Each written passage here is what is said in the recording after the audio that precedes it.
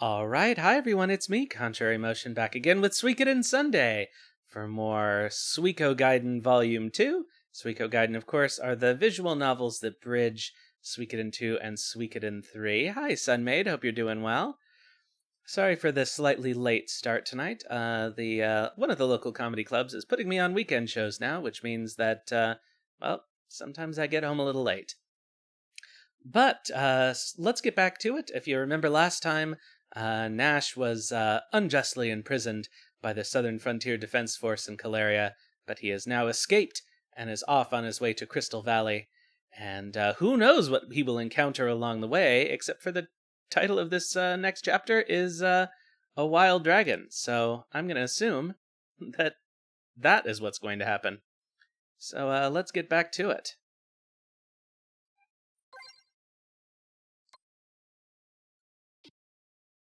Thank you. I was happy with that. Oh, that's right. This is all backwards.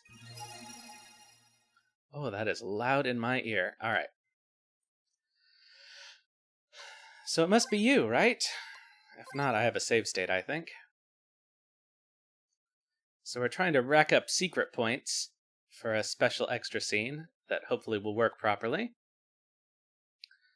Depending on what time we finish, I will give my voice a rest, but I will play the last episode of my panel show, And a Scotch Egg, which some of you may remember I did a marathon of a while back, in preparation for our next episode, which we're going to be doing live on Thursday. So that should be fun and exciting. I will stick around, but I won't be on microphone, obviously, because it'll be jam-packed with people talking the whole time.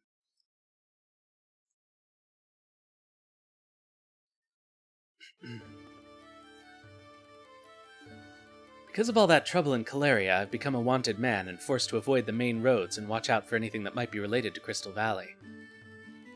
It's lucky I haven't run into any pursuers on the road, but in about a week I'll have to cross a mountain trail.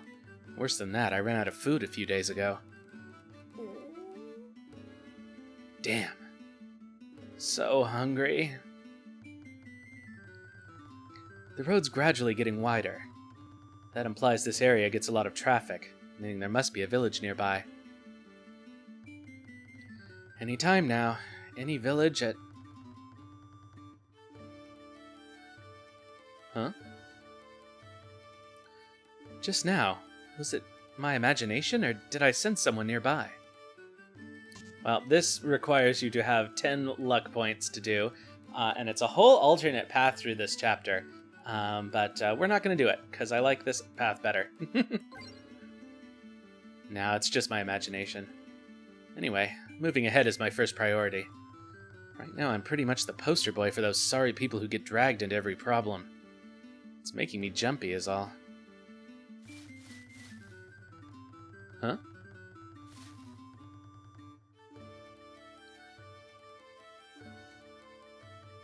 Quack! What's this guy supposed to be? Quack, quack! Qua? Quack, quack, quack! Hey, I don't speak your language. Quack? What the heck is this creature? He's too big to be a lizard, too friendly to be some sort of monster. Is it okay if I do this? Quack! Quack, quack!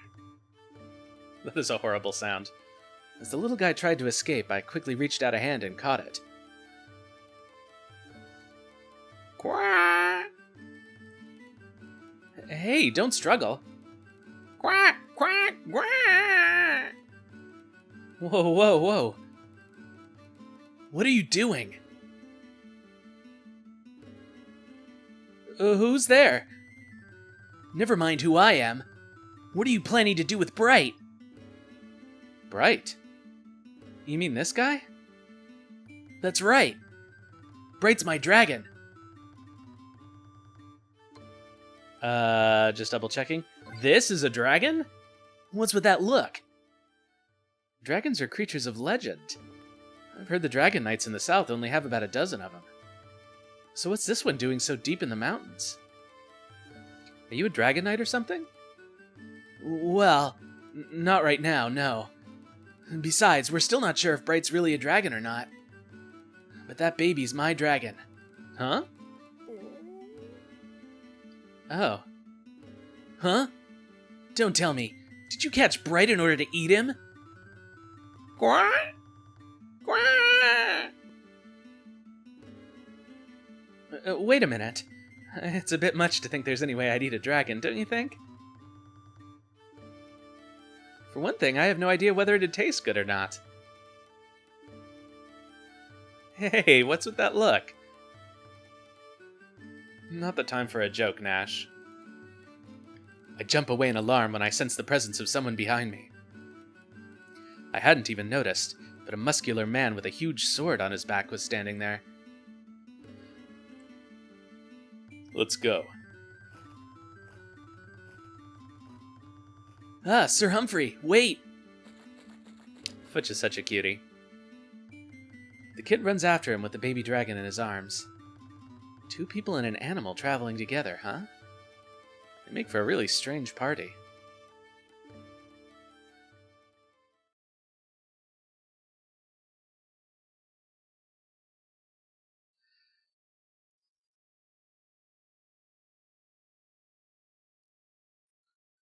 Keep loading. Eventually, I reached the village of Marad, and as I hadn't eaten anything in a really long time, I immediately rushed to the restaurant. Sir, if you keep scarfing down your food like that, you're gonna get a bellyache. No need to worry. I may not look like it, but I'm pretty confident in my eating ability. That's a weird thing to be confident about. I've gotta go now. The girl scurried off. She seemed happy about something. Whatever. My meal's what's important right now. Oh, do we think this is Futch or Humphrey? The rude man from earlier. I choked at the sudden voice, starting a violent coughing fit. Turning around, it turned out the big man I'd met on the road was standing nearby. To see him not once, but twice. You're...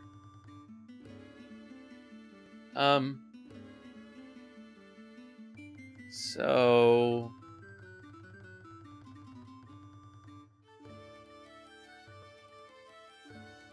I'm called Humphrey. Oh, I'm Nash. So... Hey, was that it? To be unable to sense his movements when he's got a physique like that, he's gotta be a veteran warrior, or how should I say it? He's a real elusive guy. Humphrey on the down low, as it were. Oh, finally someone who can speak. Hey, can I ask you something? Yes? Don't tell me you'd like to make another order. No, I don't want to stuff myself, so this should be enough. I was wondering, is there a trading post here? Are you a trader, mister? Well, if I'm gonna have enough cash on hand to fill my stomach, I gotta make some money, you know. Oh, well in that case, go straight down the road and you'll see the sign. You can't miss it. Thanks. By the way, I'd like to ask another question. Yes? Does it matter? Yes, it does. Who was that girl earlier? Oh, you mean Miss Jonah? Oh my, sir. Is that how it is? I didn't mean it like that. I was just curious. But you call her Miss. Is she the daughter of the innkeeper? Oh, I see. I'm very sorry. I overstepped my bounds. Just now the Miss went out for a picnic. I wonder how they said that. Ojol-sama, maybe. Or what else would you call a young miss? Anyway, actually, she went together with someone who claimed to be the son of some president. Of course, it's being kept a secret from the master. But that boy, is he really? Ugh, Sheena. Hey, If you've got time to dawdle, hurry up and finish cleaning up. Yes, I'm sorry. Jeez, I was just listening to a customer's weird questions. You don't have to get mad. Sorry, it's my fault. By the way, do you think you could get me a sandwich? Sure, no problem. But sir, you sure eat a lot. It's as if you haven't had anything to eat or drink for days. Oh, I just remembered, if you're aiming for the miss, you might want to just give up now. The innkeeper's a scary guy. If someone were to put his hands on his pride and joy, who knows what might happen. Right, I got it.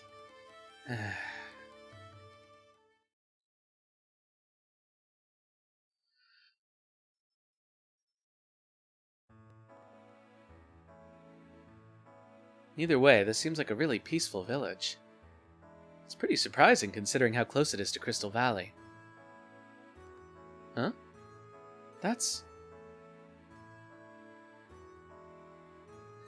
You don't have to be in such a rush, Bright. Hey, you don't have to cry. If you insist.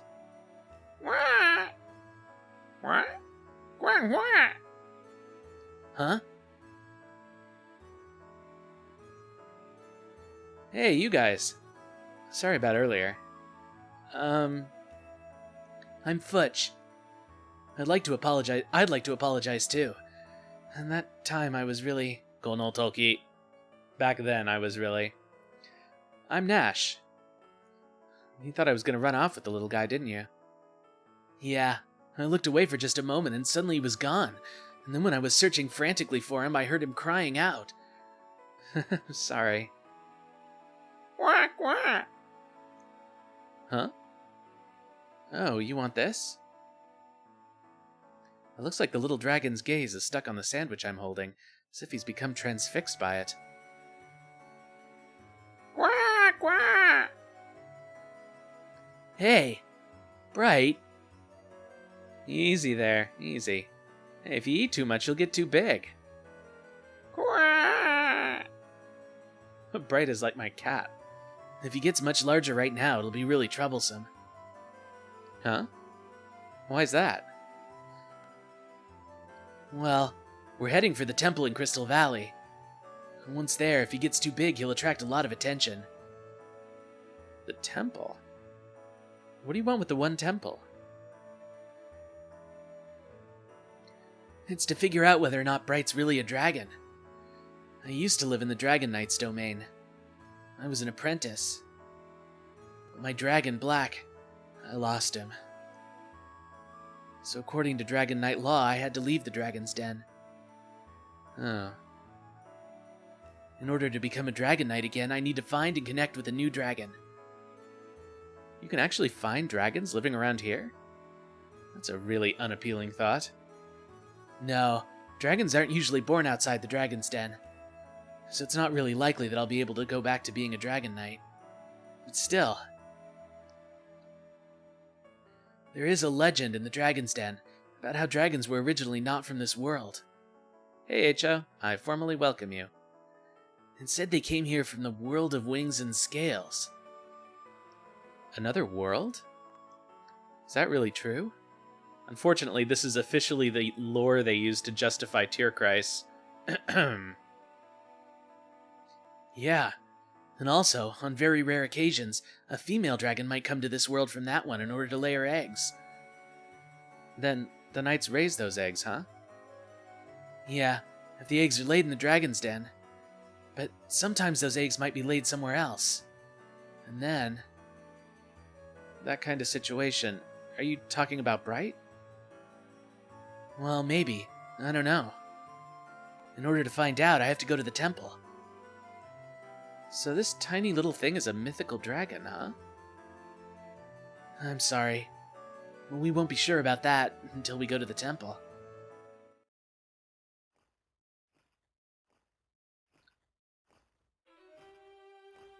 Uh-oh. Sir Humphrey, what's wrong? Futch, here's your bag. We're going to the next village. Something wrong? Oh, that was Nash. The villagers saw Bright. They're afraid of him. I see. Why? Weren't the people at the inn all acting friendly and welcoming? Thought we were leaving. Leaving? What exactly do they expect us to go? Well, that's... What?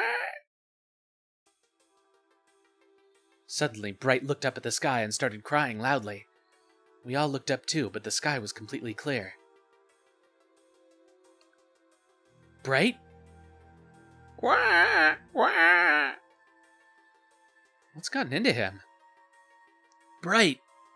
Calm down!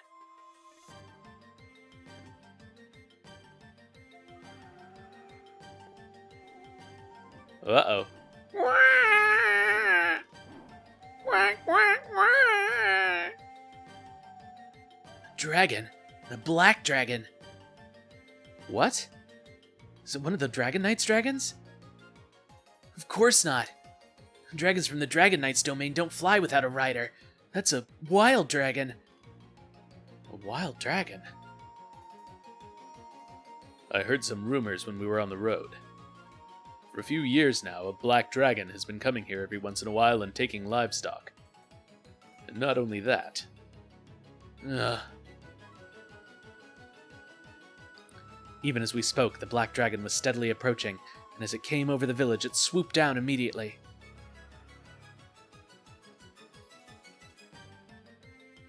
No helping it. Are you going to go back to the village? The part you were waiting for is almost certainly coming up. Please wait! I'm going with you. You can't. The villagers will panic. But... Futch tightened his grip on his spear under Humphrey's silent admonishment. You wait here and leave the monster extermination to us, okay? Don't know how much we can do, though. You're wrong! Huh? Dragons aren't monsters! Futch.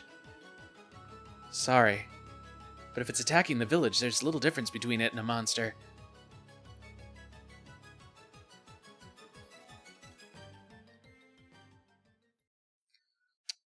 Aww. Poor Futch. He loves his dragons.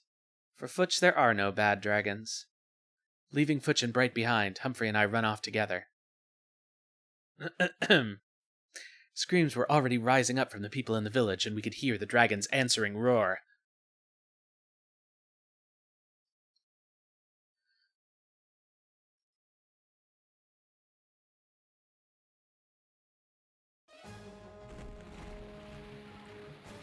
The black dragon had already landed in the village and proceeded to destroy the inn's barn.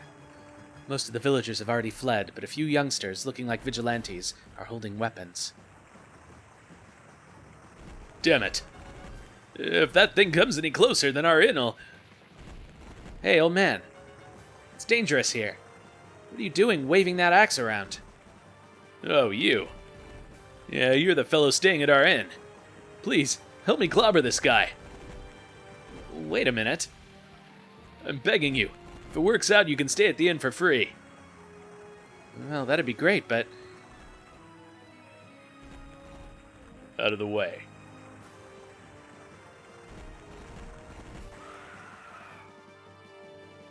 Humphrey unsheathed his sword and broke into a run. I guess it can't be helped. I'll lend a hand. I'm not sure how much we can do. The barn is already lost, but the stuff I left at the inn is going to get crushed. It's no match for that thing. You're not getting away. You damn dragon. With that shout, the innkeeper ran straight at the dragon. This is ridiculous. The black dragon's roar distorts the air around it. It bends its neck far back, taking in a deep breath. Is it going to breathe fire? The black dragon let out a scream of pain. Without my noticing, Humphrey had circled behind it, slicing at it with his large sword. Looks like we prevented it breathing fire for the time being. I called out to the vigilantes. Vigilantes might not be the right word, eh? Hey, you! Aside from those with bows and spears, all of you go hide somewhere. You too, old man. You're just getting in the way. Got it. I'm leaving this place to you guys. The innkeeper and the men carrying clubs, short swords, and other things retreated. Archers, cover us. It's okay to be intimidated. Just make sure not to hit us. Understood. Those with spears, take this chance to start stabbing at its back. Watch out for its tail. For now, I'll be borrowing this. Understood. I grabbed a spear from one of the youths and ran towards the black dragon.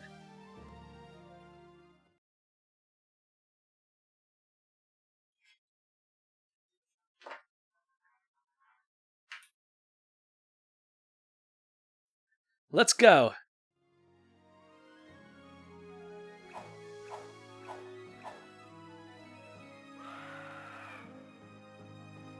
Humphrey, the vigilante youths, and I each take our places surrounding the black dragon for an all-around offensive strike. The black dragon's body is harder than I'd expected. It looks like it's been covered in scales from head to tail since before it was even born. Not even Humphrey, with his sword 3 times the size of a normal weapon, can do more than barely scratch it after attacking it at length.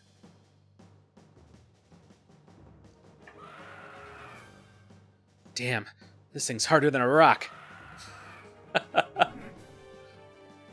The black dragon suddenly twists its body, swinging its tail at the youths behind it. Ah! Damn it! The youth collapsed onto the ground. With him immobilized, the black dragon began to turn around. Humphrey attempted to keep slashing at it from behind, but the violently thrashing tail kept him from approaching.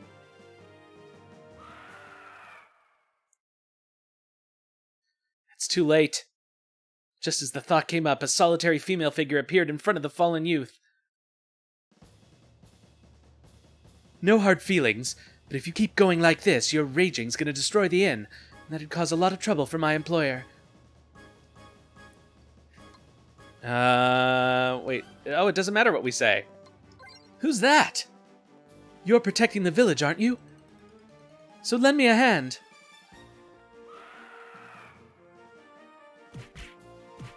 Rah! Her fists cover the black dragon's body in a succession of strikes. Confused by the attack, it quickly finds itself at her mercy. How do you like that?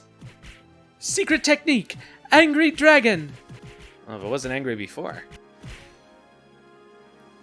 And the finishing blow!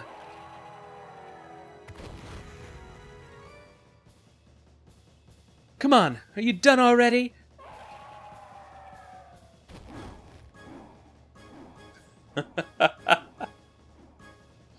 Surprised by her attack, the black dragon spreads its wings, soaring up into the sky, and quickly disappears. That's right. Everybody, a round of applause for Olan. Whoa, you did it! You drove off the dragon! The villagers who'd returned without my noticing raised a cheer. That was really something. A dragon. At any rate, to face a dragon in battle barehanded. As I said those words, I turned to look at the spot where the female fighter was standing, but she was already gone. Hi, Jack. Did you get to see Olan punch out the dragon?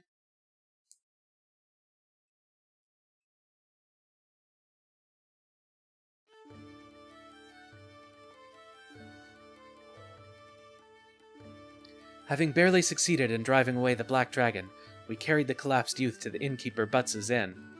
Well, if there was ever a time to use Bart's instead of Butts, here it is. Well, come by again. Seeing how you drove off that dragon, you guys are really something. No, I'm so sorry you missed Olan. The fighter gal was amazing, too. Who was she? Somebody you know? Nope, I don't know her. If she's injured, I'll see to it that she stops by. Alright, I'll leave that to you. While Butts belted out orders, attending to all the injured, Humphrey and I rested in the dining hall. We watched as the villagers came in and gathered together one by one. It looks like Butts is the de facto leader of this village. As for the villagers, all of them had the same angry words for the dragon and congratulations at it having been chased away. Oh, I have no idea who this is. I hate it when they do this. Is there a swordsman named Sir Humphrey here?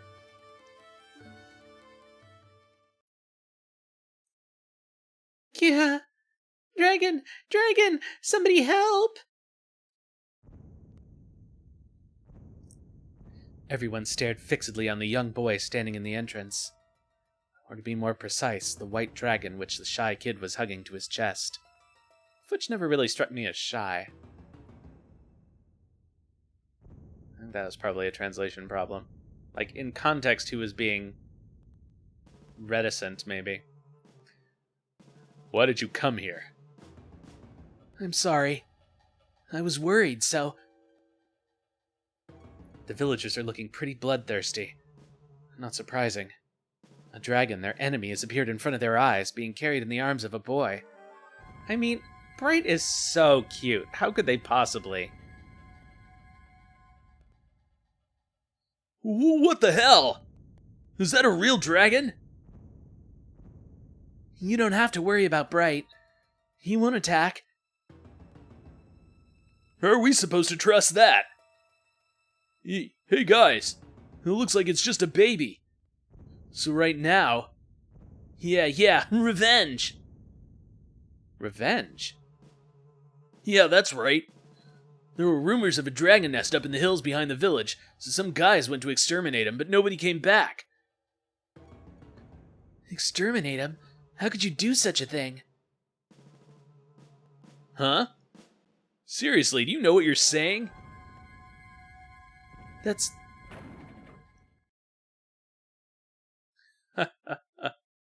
Somebody... Oh, it was not laughter, it was panting. Come on, translators. I don't know why this one is so much less polished than the first one. Jonah is... What are you talking about? What's happened to Jonah? She just disappeared. What? Hey, tell me everything. Damn it. I invited her out this afternoon for a walk in the East Mountain. When we were climbing the mountain... Hey, what do you mean you took her to the East Mountain? That's where the dragon lives. What were you thinking going there? We heard a roaring sound coming from inside a cave, and then all around us these glowing balls of light appeared. Oh, they all gathered around Jonah, and she disappeared in a flash. Urgh. Oh, who is this now? Shall we bet it's Olan? Geez, are you just going to stand around thinking about it? Who's there? Sheena, your irresponsibility in taking care of that girl is really too much. But grown men having an orderly meeting, thinking instead of doing anything, coming together just for idle complaints? My boss may be an annoyance, but he doesn't take things lying down. Most of all, the mischief maker isn't that white dragon, but rather the black dragon on the mountain, isn't it? Everyone's gone completely silent. The villagers seem to have lost the capacity to speak. You're from earlier. So, if it's troubling you, then I, Olan, will take over the dragon extermination, all right? With the boss's permission, this will be a payment-free contract. Really? But are you really going alone? Don't worry about that. Hey, Humphrey.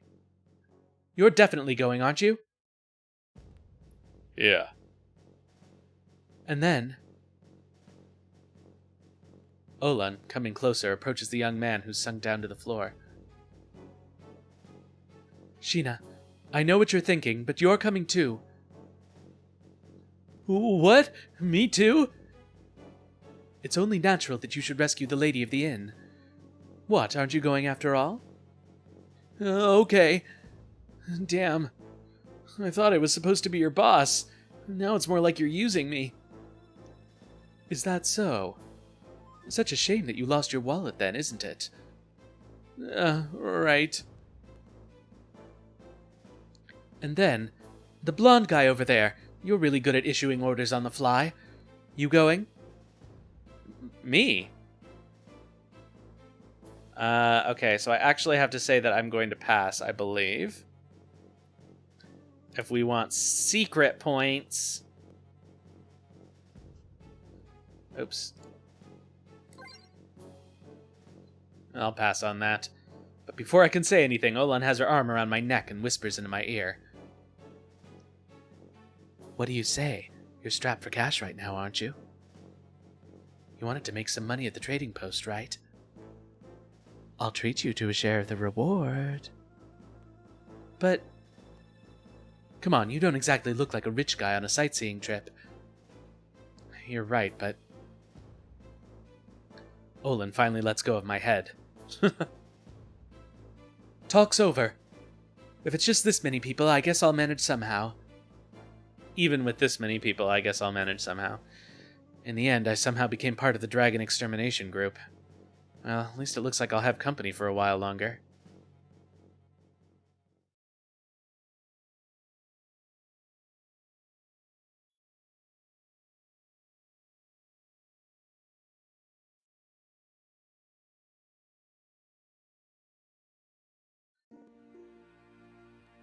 The Night Before the Battle song. Thanks to the fighter who'd introduced herself as Olan, I somehow wound up going dragon slaying. For the time being, peace had returned to the inn, and the villagers had gone back to their homes. Sorry about earlier, blowing up like that. As an apology, why don't we say dinner's on the house? Build up your strength for tomorrow. Having completely regained his composure, an apologetic-looking Butts brought out a tray filled with dishes. As it had been already decided that we were going to go slay the Black Dragon tomorrow, tonight we were going to rest at this inn. That weird talk about light from earlier, what exactly was that all about? Well, before that guy showed up after the dragon attack, I'd never heard about it before, what? I'd never heard about it before either. Oh, jeez. Futch, any ideas? No. Though he answered the question, Futch's face remained downcast. Well, I guess he's not very eager about hunting down that black dragon. I've never heard of a dragon with that kind of special power before. That's more than just a little ominous. Our opponent's a dragon. No such thing as an easy win with one of those, right?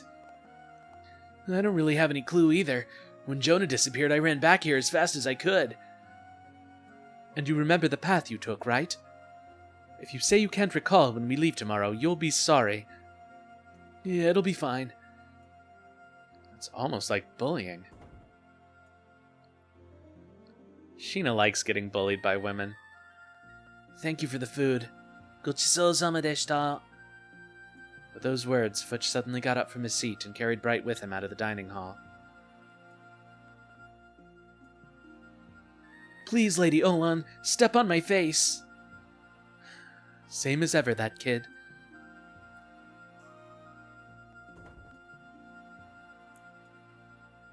Having apparently thought of something, Humphrey wordlessly got up from his seat and made his way upstairs. We need the secret point, so there's no need for us to go. That's right. A stranger like me shouldn't try to intrude on their conversation. Oh, you know what I should have done is I should have saved my state. I'll leave Futch to Humphrey and stop worrying about it. Once again, I turn back to the table. Hey, you. Are you traveling with those two? No, we just happened to meet here in this village. Got dragged into that wild dragon attack together is all. What an unlucky guy. Speaking of which, are you two traveling together? Of course not. I've merely been contracted to act as his escort to Crystal Valley. Yeah, Sheena's used to paying escorts. Once we get there, I don't care where this guy goes, but he'll be doing it very much alone. That's not how it goes. You're only supposed to be that mean to me in private. I'm on this trip to study abroad, and we just happen to be going in the same direction, so we decided to travel together. Right, hitting on girls and leading them on at every town we visit. That definitely feels like studying abroad. That's...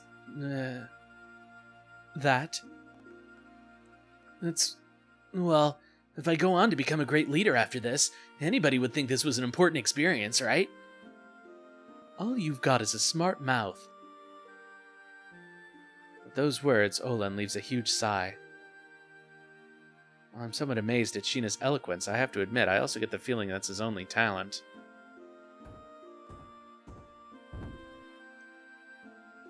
How did it go? It's alright. Probably. But let's leave him alone for a little while. In the end, we all have to decide for ourselves. For others, all they can do is watch over us. Well then, I hope he comes around eventually. We've still got to prepare for tomorrow. That's a good attitude. Oh, shut up. While I'm at it, don't drink too much.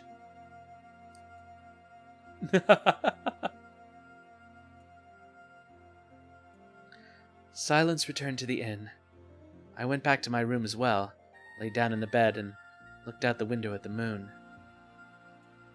Crystal Valley. Battle is waiting for me there. I can't help thinking about Julie. Is she looking at the same moon? What could she be thinking right now? Somewhere out there, da-da-da-da-da.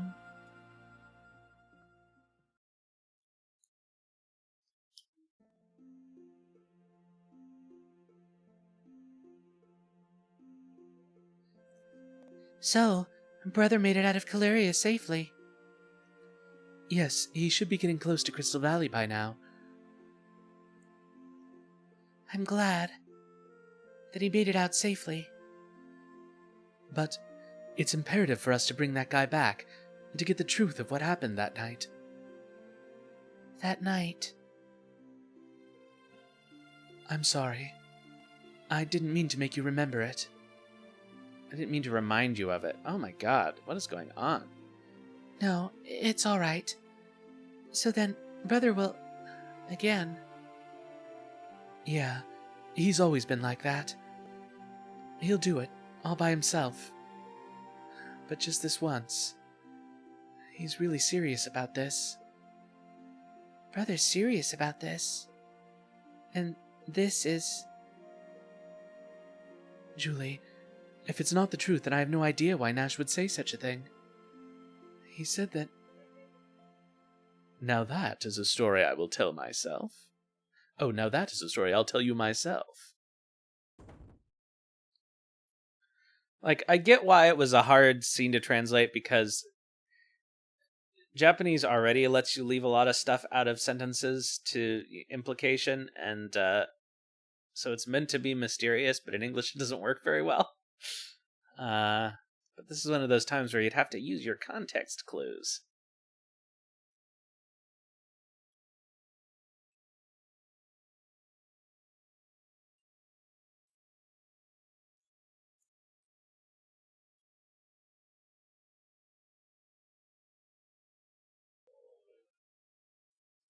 We left the village at the break of dawn. Following Sheena's lead, we made our way up the mountain path.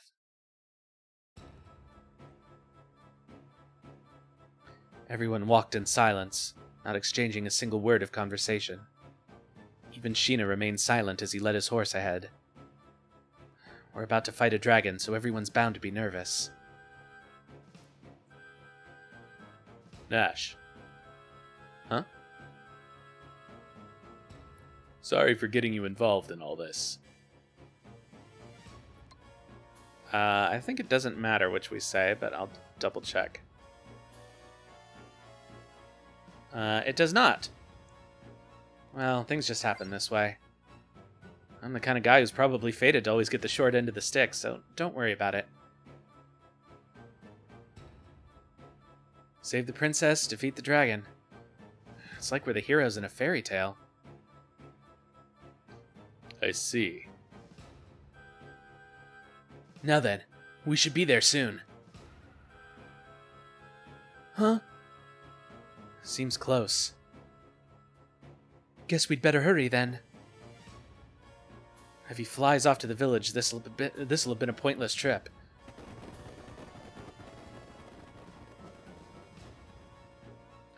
Soon enough, in the Rocky Mountain wall, a large cave mouth came into view. Jonah disappeared around here. Be careful, guys. There's a dragon here. And those weird lights, too. Right, I got it. We quickly unpack our gear, getting our battle preparations in order, and confirm our tactics. Olin, Humphrey, and I will attack, while Sheena backs us up as the rear guard. Meanwhile, Futch will keep himself further back and give us tactical advice. Bright, wait here. I don't want you to see this. What? Poor Futch. What happened afterwards, I couldn't have guessed. Bright descended from Futch's arm with a lonely chirp, went over to the tree roots growing by the entrance, and crouched there alone. While Futch turns to look back at Bright as he walks. Oh man, they're mixing tenses too, this is terrible. While Futch turned to look back at Bright as he walked, we advanced onwards into the dragon's cave.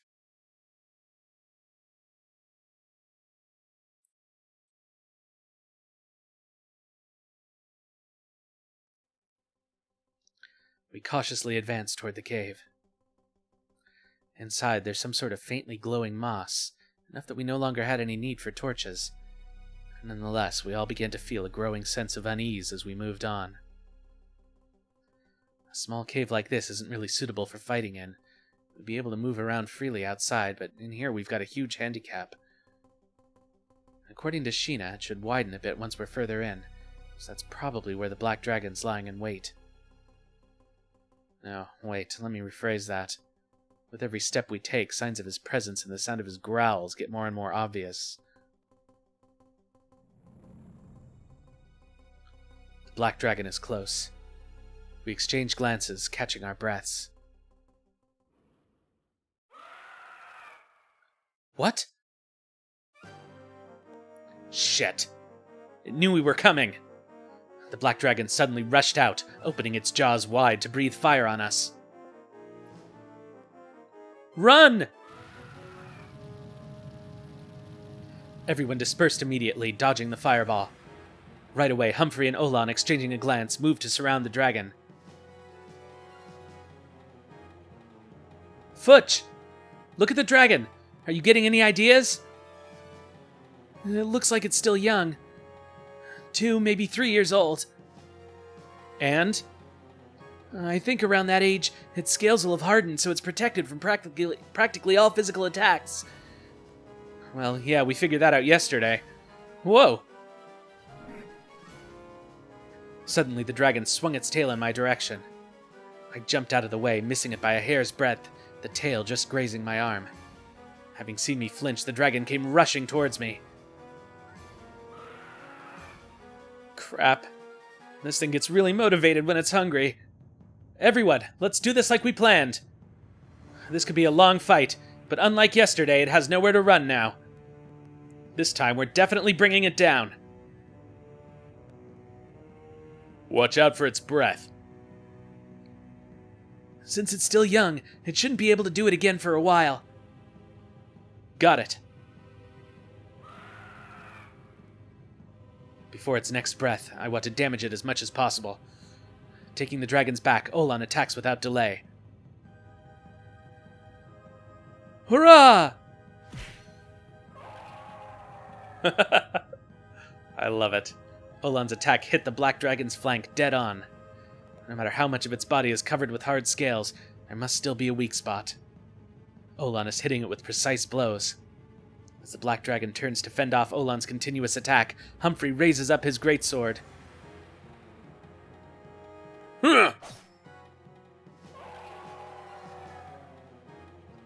Humphrey swings his greatsword with enough force to cut through rock, but as expected, the dragon's hard scales prevent it from giving a fatal wound. This is going to be a long battle, isn't it? Just as the thought popped into my head, the dragon violently swung its tail and began to back away. Let's get its back to the wall. Didn't you learn anything from yesterday? It's dangerous. Don't try that move again. The dragon waves its head menacingly from side to side.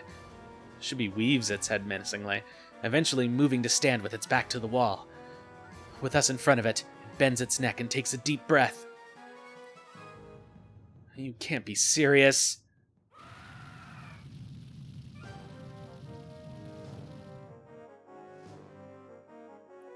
The dragon opened its mouth wide, and in an instant the cave was filled with scorching flames. That was close. If I'd been late to dodge, my entire body would probably have been burned to a crisp. Hey, wait a minute! This isn't what you said! Wasn't it supposed to not be able to use its breath for a while? It shouldn't be. Ugh. It grew up in the wild, of course it's got bad manners compared to a normal dragon. This isn't the time for your wisecracking. I don't want to hear that from you. We can feel the dragon's glare as it turns its head to look at us. The temperature in the cave has risen considerably thanks to its breath, yet I feel a chill run down my spine. It might be young, but this dragon standing before us might as well be the strongest being in the world. Guys, step back! I'm gonna use a talisman. I'm counting on this. I managed to coax Miss Jean into giving me the most powerful one she had. You have no idea how far I went yesterday to look for her. Shouting this, Sheena held up his talisman. Right now, this is all we've got. My hands are tied. We all jump back, waiting for Sheena to activate the talisman. Here we go!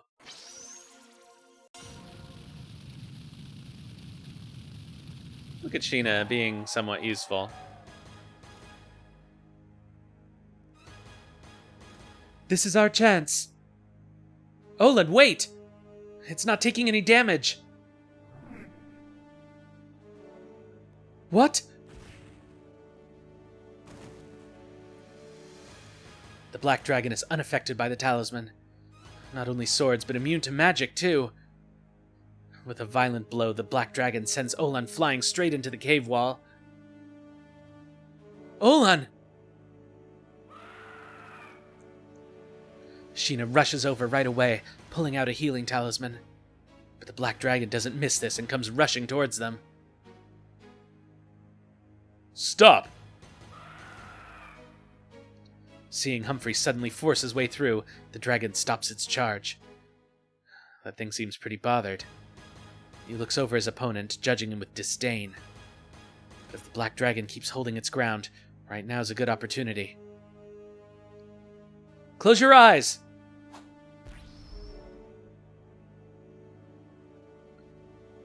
Humphrey! Got it.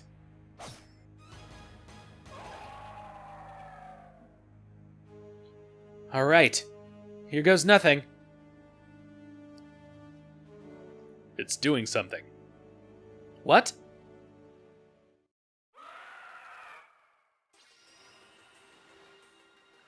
Huh. There. That's the same light that took Jonah. She touched the light. She touched it and it disappeared. What?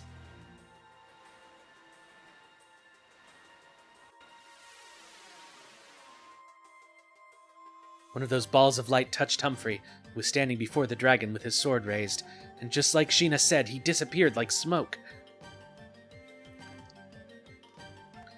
Sir Humphrey! Futch! Say something! What the hell are these lights? Futch, oh shit, that's probably what he said. Such power. I don't... Sheena! Get away from there, fast! In the panic following Humphrey's disappearance, the remaining balls of light had all begun to move towards Sheena and Olan, as if they had a will of their own. I can't! Olan still can't move! Shit. Hold on, I'm coming! However, the lights wrap around them just before I get there, and they vanish without a trace. It must take incredible power to create those balls of light. The black dragon's movement is noticeably slowed, and I can tell it's grown tired. Now might be a good time to take that bastard down. If I use Grosser Fluss.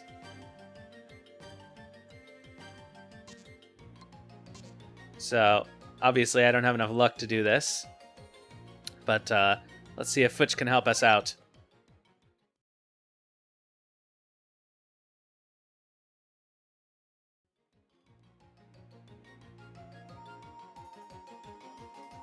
Now, it would be easy to use Grosser Fluss. But then I'd also... Sir Nash! What? To defeat that dragon, please help me. Futch.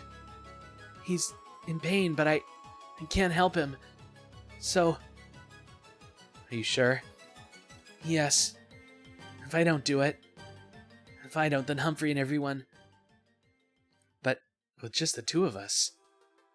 And something only Dragon Knights know, which we're forbidden to teach outsiders, where the vital areas of a dragon are. This... well... because there's no other way. Okay. I'll draw the bastard's attention and you grab that chance. Alright? I understand. Hup! Let's do this!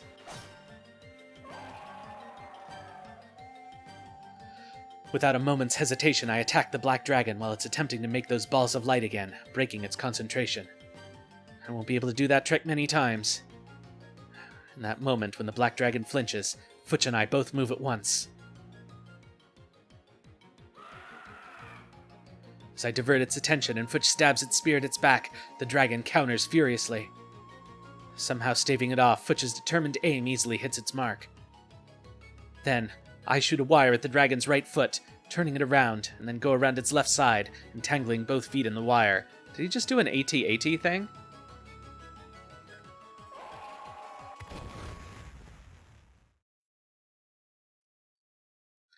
Futch! Now! Finish him! Futch! Just a little... If I'd met you just a little sooner. I'm sorry that it has to end like this. What? Bright? What are you doing here? Bright, who was supposed to be waiting at the cave entrance, had come in without us noticing. But Bright doesn't respond to Futch's words. He stares fixedly at the black dragon, letting out a quiet chirp.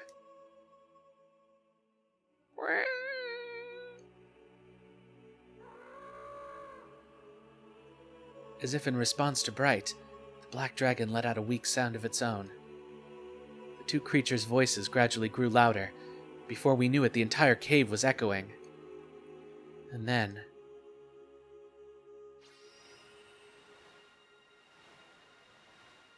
This is bad.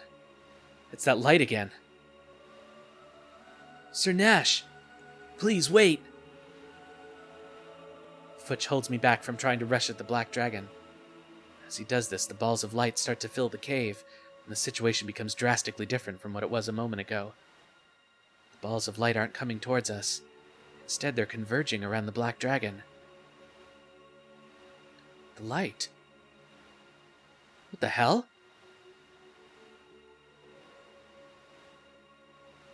A mysterious sight floats inside the huge collective ball of light. Blue sky, green earth, oddly shaped mountains. They exude a magical atmosphere, unlike anything I've ever seen before. There's a forest spreading out into the distance. The sky and the earth can be seen all the way out to the horizon. And in that place are the happy shapes of playful dragons. This is... Could it be? The world of wings and scales? Is that what it's supposed to be?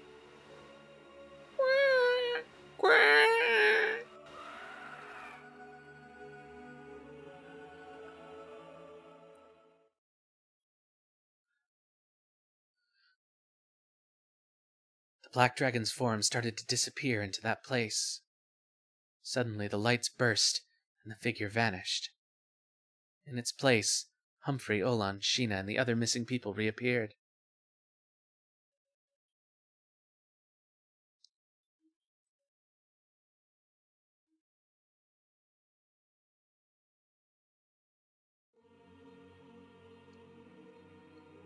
Returning to the village of Marad, we stay a little while to heal our wounds from the battle.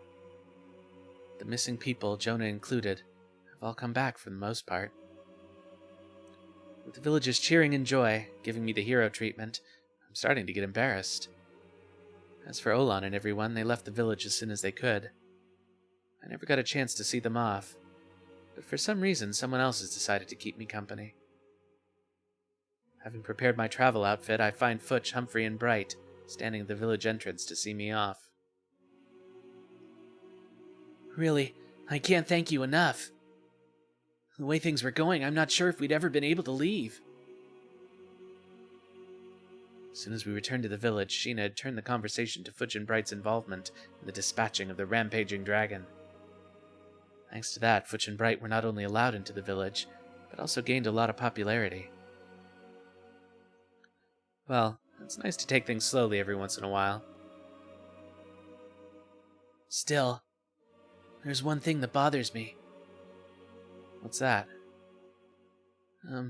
About how the wild dragon... The world we saw there? If it's the dragon's homeworld, as you said, then it probably returned there with Bright's power. It should be enjoying things with its kin right about now. It's just... that wild dragon, if it wanted to go back to its own world, it could have summoned those lights, right? So maybe the dragon was here because it wasn't happy back in its own world. But Bright and the dragon's at the Dragon Knight's cave.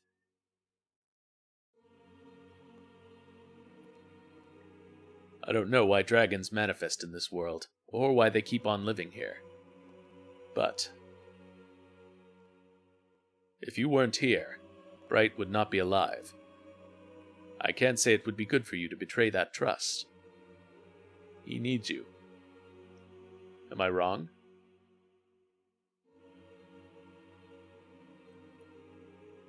Futch and I share a look. Futch's arms, Bright happily flaps his wings, nose twitching in the fresh breeze.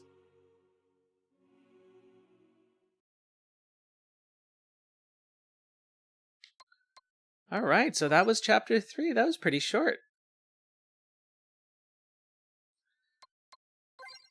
So we are on to the final chapter.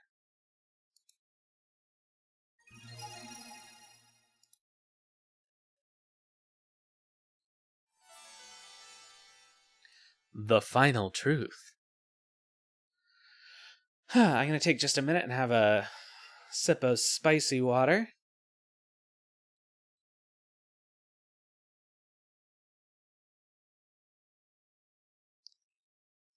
I hope everyone enjoyed that chapter. Almost done indeed. One more final battle. Perhaps the duel at Crystal Valley.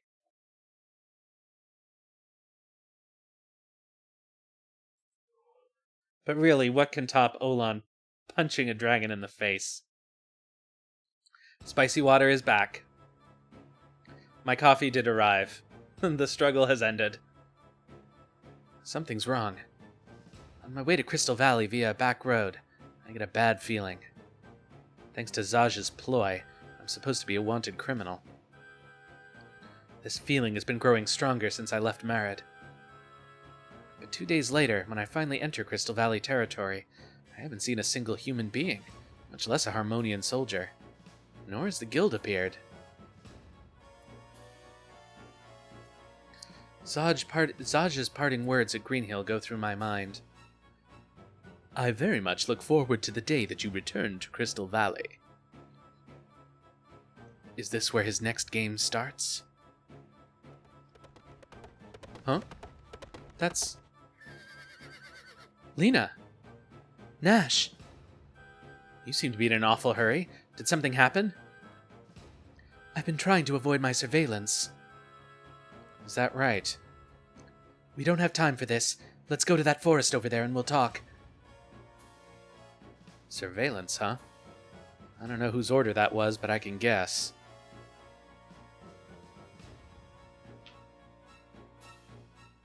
Lena and I went down a path by the main road, and after making sure there was no one around, sat down. So, what's going on in Crystal Valley? A man who should be dead came back. Zaj? Yeah. There's been quite the uproar in Crystal Valley about that.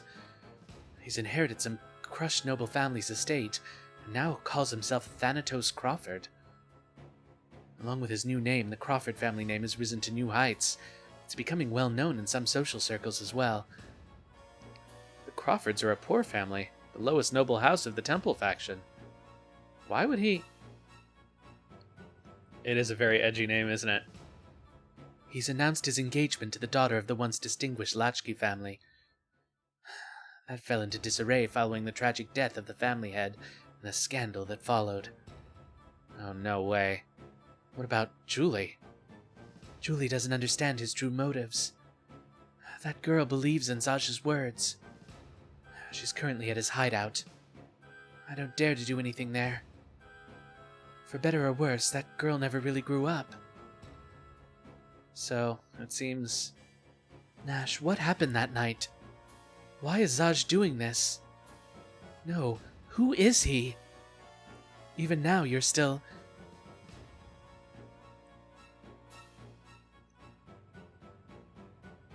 The Crawford house is becoming a major player in the Temple faction. And now he's marrying the daughter of the patriarch of the Latchkey house, who used to be a distinguished member of the People's faction. What is he trying to do? I know what Lena wants to say. The one and only leader of Holy Harmonia is the High Priest Hikusak. However, Hikusak hasn't been seen for decades now, and rumor has it that he's dead. Currently, the nobles are effectively in charge. Within the nobility, there are presently two factions. The People's faction, who want to balance the power between the people and the Temple, and the Temple faction that supports the absolute rule of High Priest Hikusak. But it doesn't really work like that. Those are just the empty slogans of the political power struggle. They're all simply out to increase their own faction's power. But that doesn't necessarily mean that Zaj is trying to unify the two factions.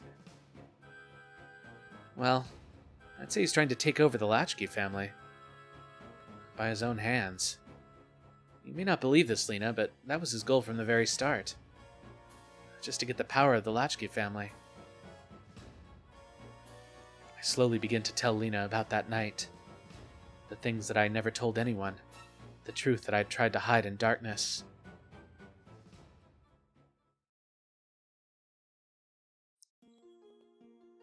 It was the day before the wedding between Julie... I am Zul. Julie and Zaj. I stood at the threshold to the Latchkey house for the first time in a long while. Honestly, I should have had my arms full with celebratory gifts for the happy couple. If it wasn't for that one thing. Brother-in-law, what are you doing here? Julie is busy worrying about tomorrow and won't see anyone. Zaj Quilos. The adoptive son of House Quilos. That's who you said you were, Zaj. Brother-in-law, what are you talking about? It's late. Well then, Zaj of the Black Moon, Squire-class gunner of the Howling Voice Guild, why don't you show me who you really are? Where did you... When my father died, I gave a tissue sample to my mentor, Sauro. It took quite some time to get the results. He'd been poisoned by a special poison that's only known to the guild. A well-kept secret. No ordinary doctor could have detected it. On my father's orders, I was sent for training with the guild, and even I didn't know about it, Zaj. You could say I found out by accident. Well, I suppose this may have been unavoidable. Zaj! You! It's too bad. Everything was going so smoothly. Just a little more, and I would have taken over the Latchkey House, the core of the People's faction. I saw Zaj slip a small gun into his palm. And then, Julie opened the door to the other side and came in the room.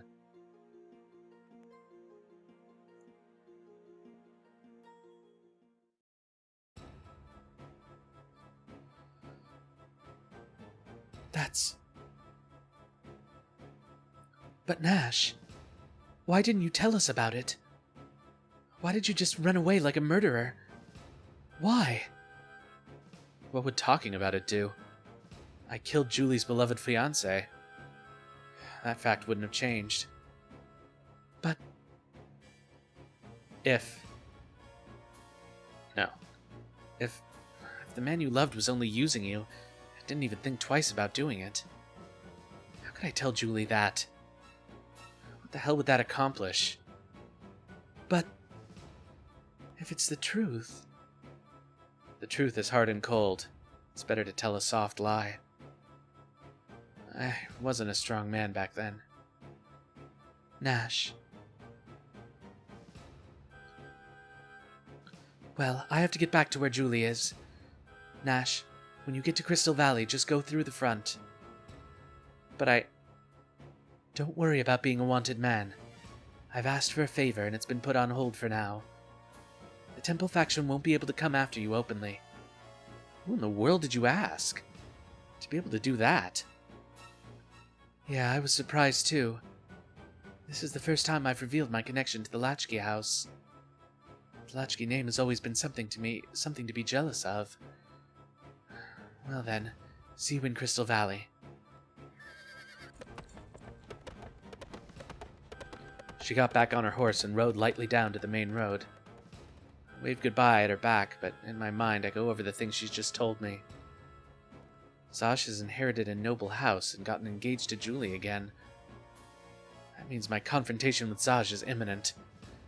Zaj will not allow me to live knowing the truth of that day. Not even if I never tell anyone. After the figure of Lena disappeared, I rushed back to the main road, heading straight for the Crystal Valley. For Crystal Valley. Heading straight to the Crystal Ballet, where I danced with Humphrey and Fudge.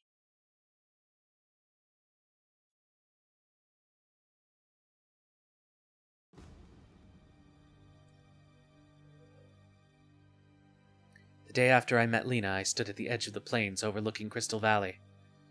In the distance rose the capital of the Holy Kingdom of Harmonia, founded by its ruler, the immortal hero Higusak. On the other side of those huge walls it boasts an unparalleled splendor, with many different people living there. However, even in this prestigious shining capital, there's darkness. While the priests and nobles govern the politics, the military provides security. Well, it's supposed to be a balance of power. In the shadows, there's a power struggle that's been going on forever. And in this city, people are waiting for me. Hey, big brother. Oh. A girl was standing behind me. When did she get this close? Putting myself on guard, I smile at the girl. You look surprised. Is there something to be afraid of? Kind of weird for an adult. Well, whatever. You're Mr. Nash Latchkey, right? I'm Stella. I'm here because I was asked to deliver something to you. Here you go. Let's see.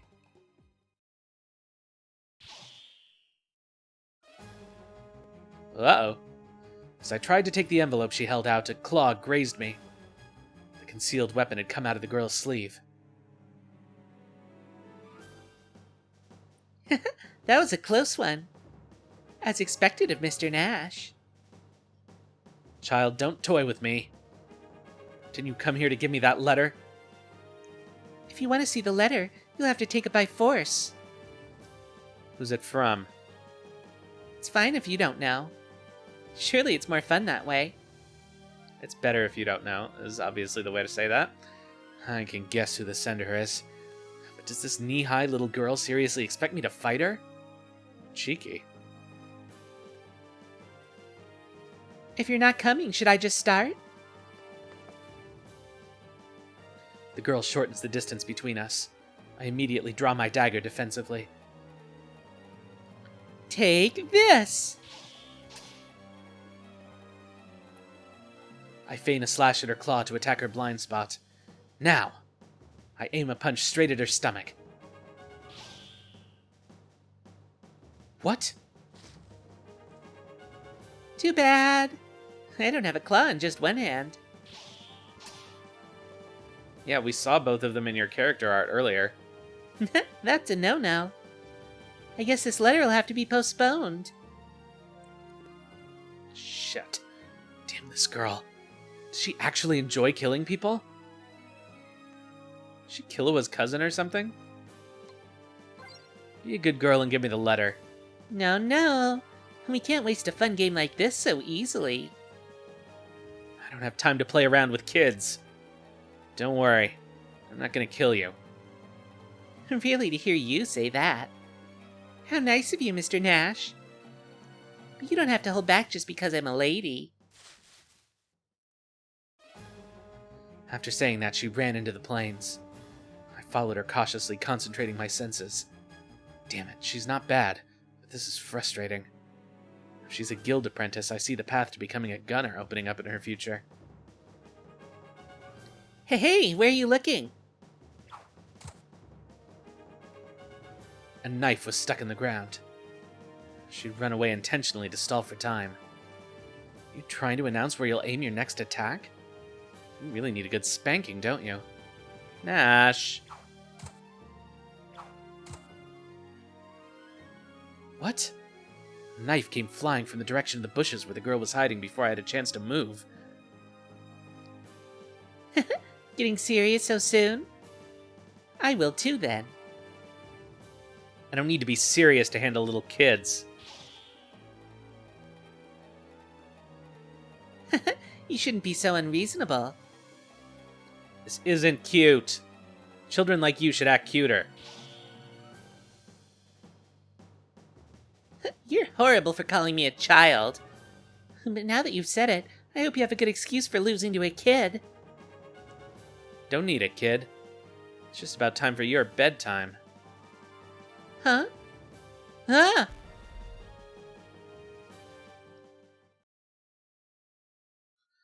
As I said it, I rolled a bomb filled with Kroani powder to her feet. When inhaled, it causes extreme drowsiness. Looks like she hasn't been taught about that yet. What? I think my body is getting heavy. Something tells me there is a widespread Kroani problem in the slums of Crystal Valley. It's over. The girl is lying in the grass, breathing comfortably. I took the sealed letter from her pocket and opened it. There's just one sentence. Wait at the Cloteo Church tonight. Huh. The Cloteo Church lies on the outskirts of Crystal Valley. It's currently in ruin. It's most likely a trap. But this may be the chance I've been waiting for. Zaj's game has been to hide, but now he's coming into the spotlight. Looking at the sky, the sun was already hanging low. I started running towards the setting sun, and towards Crystal Valley.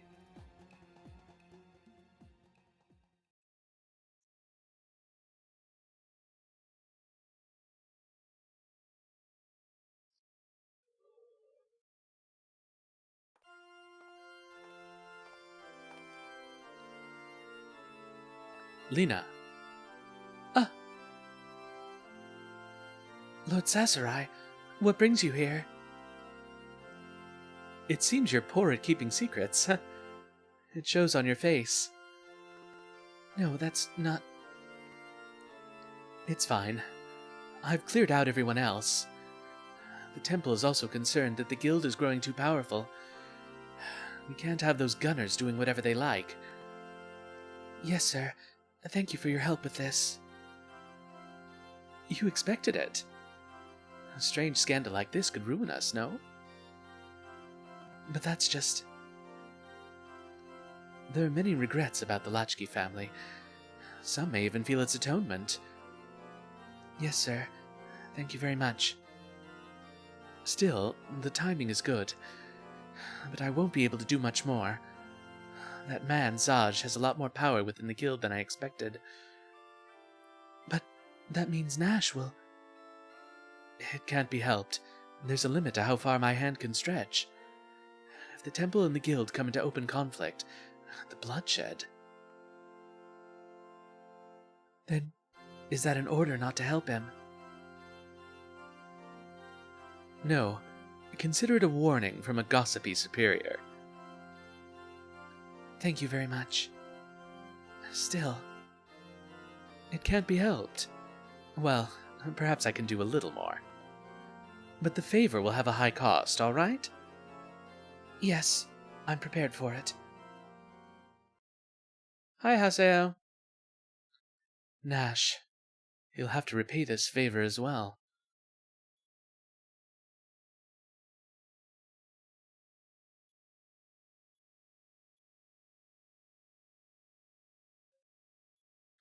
Running swiftly under a sky of vast, dark, billowing clouds, I arrived at Crystal Valley. Crystal Valley, the city I was born in. Lots of memories are sleeping in this city. But I have no time to feel nostalgic about it. I keep running along the walls that surround the city, heading for the church in the Western District. Unlike the vibrant central part of the city, the Western District is a slum area. The Cloteo Church lies in an abandoned area in the outskirts of it.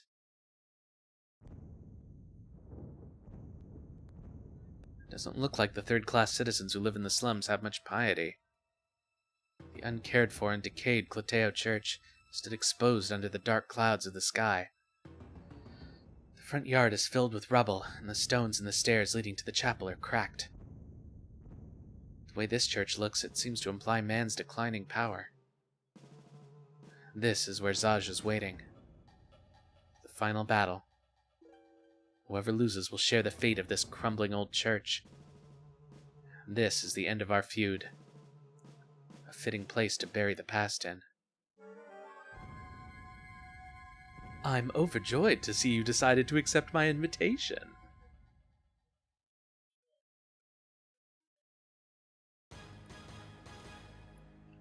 However, the venue for the party is actually up here. I have to go up there? It's not very hospitable to your guests. Not at all. I've left plenty of treats for you along the way. Please enjoy them. Huh.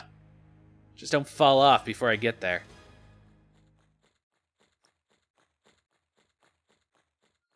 I couldn't ask for a better place. I don't intend to withdraw. I run up the dilapidated stairs and jump into the chapel.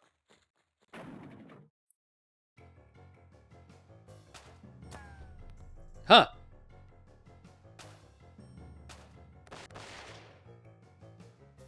As I come in, I get a surprise welcome and jump into the shadow of a bench in the chapel, but the bullets shoot through the bench easily. I move quickly with the bullets chasing me. Oh, real gunners. Shit! They're not just coming from the back of the chapel, but from the balcony above it as well. I continue to avoid the simultaneous attack from two angles, but it's difficult and I'm getting tired. These guys are probably lower-class gunners. Although Elza might have played like this with me, there would be no contest between us. It's not just the guns themselves that are fearful, but wielders like Clive or even Zaj. Even compared to a Squire-class gunner, these guys don't have anywhere near the same accuracy.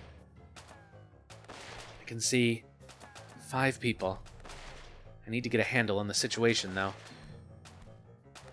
Though their attacks seem to rely on numbers alone, if this keeps up, it could be quite bad. These guys sure are bothersome. Damn it, I'm gonna be late for the party if I linger any longer in this place. It's too big of a risk to try and barrage through. Getting into close combat would be like taking out 1 or 2 bees with the rest of the hive still attacking. Something. There must be something. A long-distance dart attack would be inefficient. I'd rather save those for the guy waiting ahead. But aside from that, I only have the anchor. Huh? Wait a minute. Of course. As soon as I come up with a good idea, they start spreading out. Are they trying to surround me? Oh, there's no time to think about this.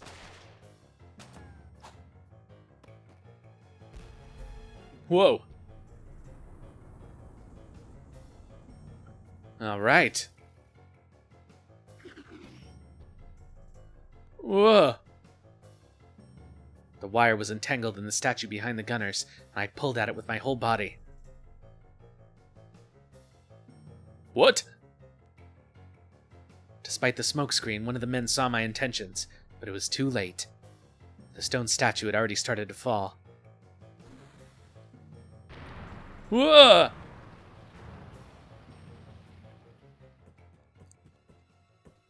However, that only took care of the guys by the statue. There were still some by the front of the chapel. Well, I have another trick up my sleeve. With the chapel filled with a cloud of dust, I made an educated guess about the location of the stairs. Kicking up a cloud of dust, I made a run for it, making sure to be very loud about it. He's heading for the stairs. Don't let him get away. Everyone, aim for the stairs and fire at the same time. Wait! Don't do it now! At the same moment he yelled that, I made a jump for the entrance to the stairs.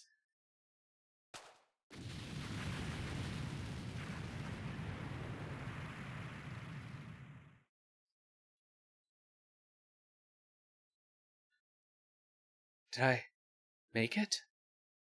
I looked back at the chapel and the destruction caused by the explosion that spread from the altar. All the benches had been blown away, and not a trace of them remained. This was also something I'd learned in the guild. You could say I had a certain knowledge about gunpowder and setting fire to things. I wanted the dust to kick up from the beginning. It would have worked with flour, sugar, whatever. The point was to spread it throughout the air and set fire to it, creating a chain combustion, making the room explode. I looked up the stairs toward the roof. He's waiting for me there. It's time for the final act.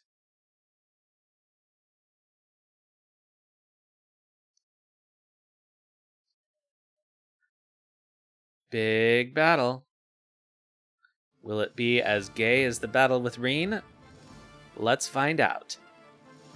By the time I reached the bell tower, the light drizzle had turned into a rainstorm. Lightning ran across the dark sky, illuminating the person standing on the roof. I stared into the man's eyes as I mumbled to myself. Zaj.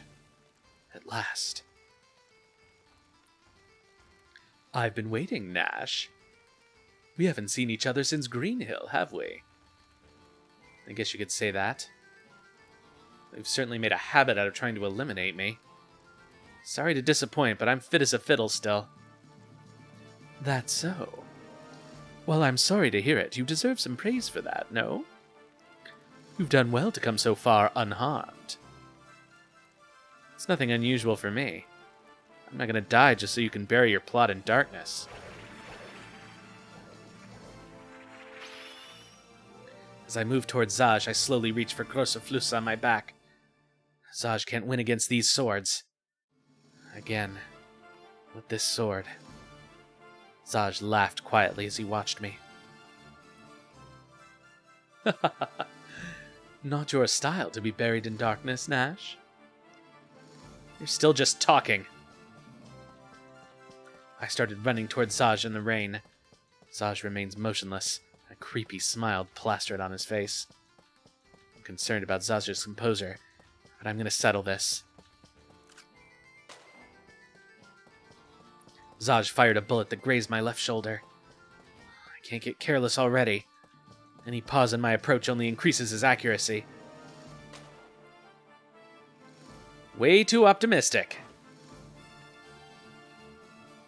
At the same time as Zaj let out a second shot, I kicked off the roof and took a great leap at him, but Zaj instantly closed the distance between us. I used my whole body to swing Schwartz in my right hand straight at Zaj.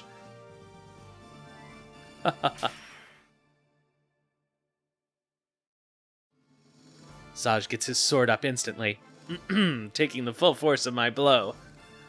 Without pause, I jump over Zaj and land behind him. Zaj? Your name? Zaj. Your name. Your hair. Your eyes. I'll let you throw away all that's fake about you. You're going to pay for the sins you've committed. The sins against my sister, my father, and my mother. We'll settle this for good. Zaj! Nash, do you really think you can win against me again? Have you forgotten what I told you before? I'm going to bury you in darkness, Nash.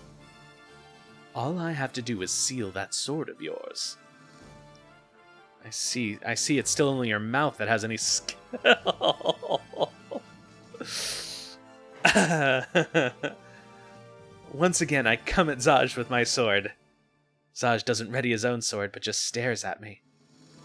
Just as I'm about to strike him, he speaks. Do you intend to kill Julie along with me? What? With those words, my hand stopped. Damn it. Julie is, well, you could say she's in my hands. Julie? What have you done to Julie? It's not something as cliched as a kidnapping. It was quite uncomplicated. I just let her know I was still alive. Julie was overjoyed. Because her beloved dead fiancé appeared again. You bastard. Timmy!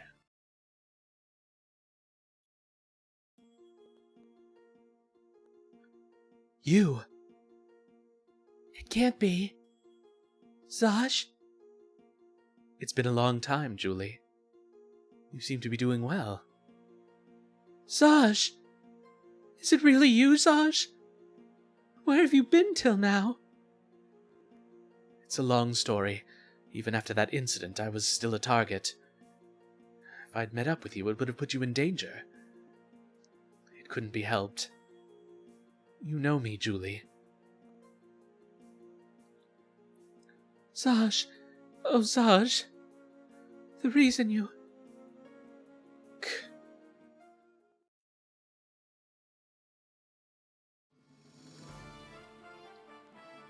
I made contact with Julie and moved her to my mansion. Because it seems Lena has been wandering around a lot of places. Now, considering this, what do you think the effects of my death would be? Zaj, you're a coward. To a member of the Howling Voice Guild, that's not much of an insult, as you should know. Well, I guess it's my turn now. Zaj let out an audacious laugh and pointed his sword at my face. Before now I hadn't noticed, but the hilt of Zaj's sword was different from a normal sword. That's... Nash. No, brother-in-law. This is it. Even if I fall here, you can't win anymore. The last remaining option to you is death. The sword's hilt. No, it's different. That's not just a sword. It's a gun with a giant blade attached. Where have we seen that before? A bullet had been shot out from the hilt. Oh, you managed to avoid it. As expected of you, Nash. Or so I should say, but I guess there's no need to play around anymore. Gah!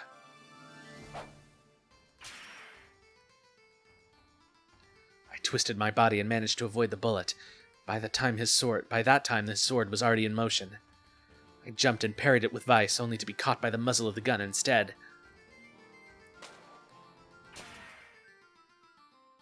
Somehow I managed to repel the bullet with Schwartz. So strong. Zaj's skill is incredible. This is... Nash, the movement of your sword is getting slower. You still want to know about Julie, right? Of course I do! If you care about her, why not just fall prey... If you care about her, why not just fall prey to these lead bullets? After all, you're nothing but a criminal who killed his sister's beloved fiancé. Damn you.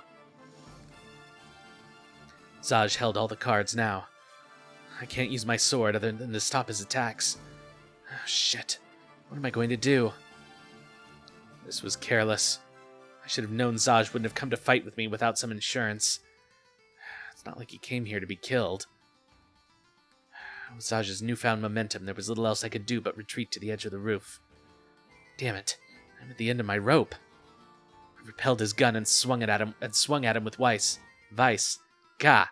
I repelled his gun and swung at him with vice, but Zaj dodged it effortlessly. Goodbye, brother-in-law.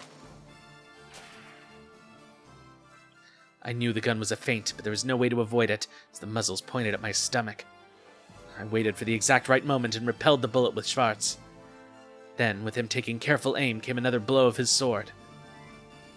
I twisted my body to dodge the attack. The tip of his sword brushes against my chest. I suddenly came to a stop. If this is a feint, I see Zaj's trigger finger move. Despite the poor footing on the roof, I managed to miraculously avoid the bullet by jumping to the side. But... Huh? I lost my balance and started sliding down the roof. Shit, if I fall from here. Reaching out with my right hand, I somehow managed to grab hold of the ledge. As I hang from the roof defenseless, Zaj slowly approaches. Looks like I'm not out of the woods yet.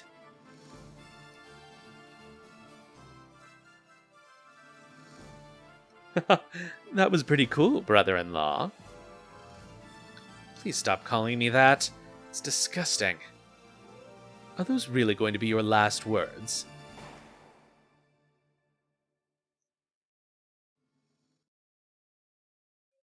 Game over.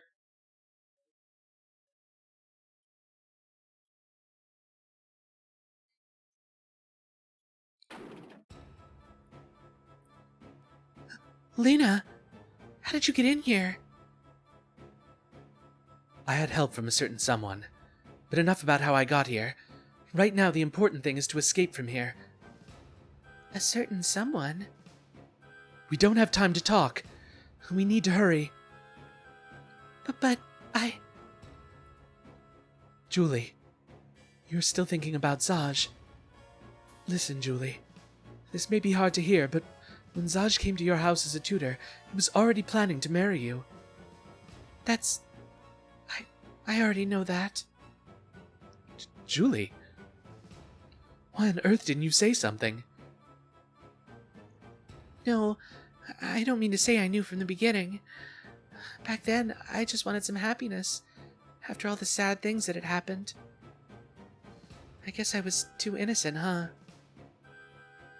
But after that incident, I tried to investigate it myself.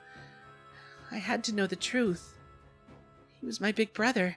I couldn't believe he would do such a thing. At first, I hated my brother because he did such a thing to Zaj. I didn't know. So you realize Zaj's ambitions. Then, if you already knew, why did you go with him when he appeared again? Why?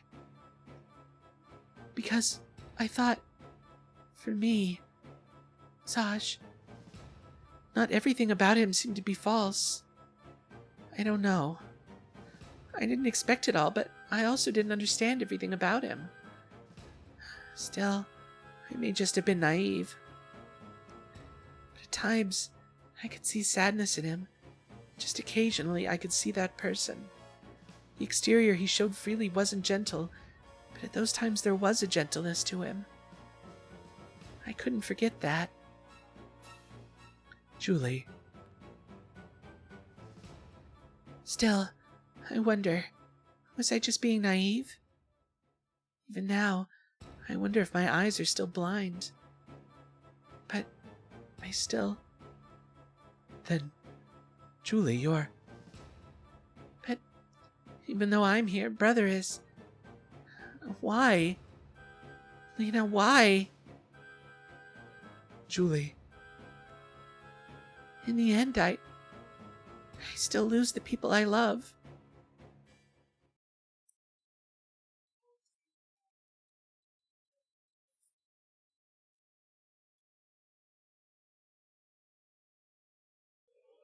Damn it.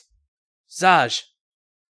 Holding my wounded left shoulder, dragging Vice behind me in my left hand, I escaped to the back of the church. Earlier, when I was cornered on the edge of the roof, the bullet he fired had left a deep wound in my shoulder.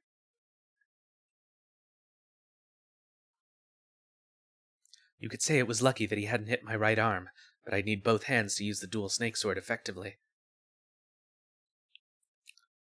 Well, I'm safe here for the moment, but I don't think he'll just let me escape with my arm like this. Nash! Nash! Nash! Huh? Oh, Dominguez. Nash! It was Dominguez, and in his talons he was carrying the cameo that Julie always wears. The fact that Dominguez is bringing it means that Lena's been successful in rescuing Julie. I hold the cameo sent by my dependable companion tightly. My, what are you doing in a place like this? Trying to run away? I'm not going anywhere. Now that I've seen this... I hold out Julie's cameo in front of Zaj. That's Julie's. How... It's thanks to my dependable companion. Here I come, Zaj. Now we're on even terms. Fine, then. I was just thinking that there's no flavor to shooting someone who can't resist. Don't try to bluff, Zaj. The real match starts now.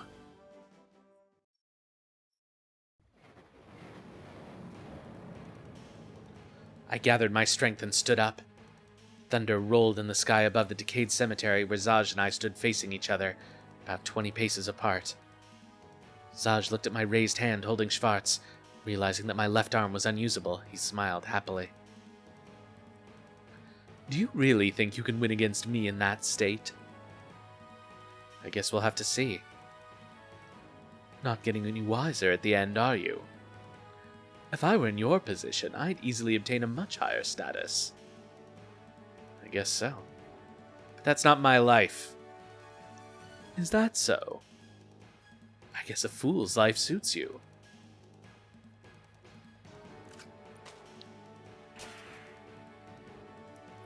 Zaj fired a shot with his gun.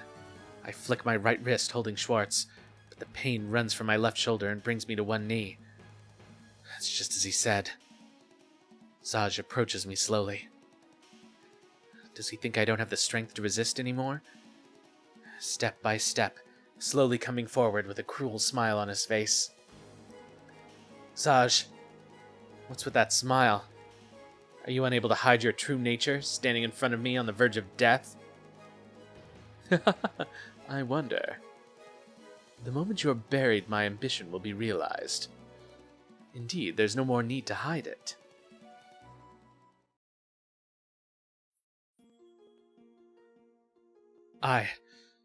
That golden hair of yours. Every time I see that proof of Harmonian first-class citizenship, my body rages with jealousy.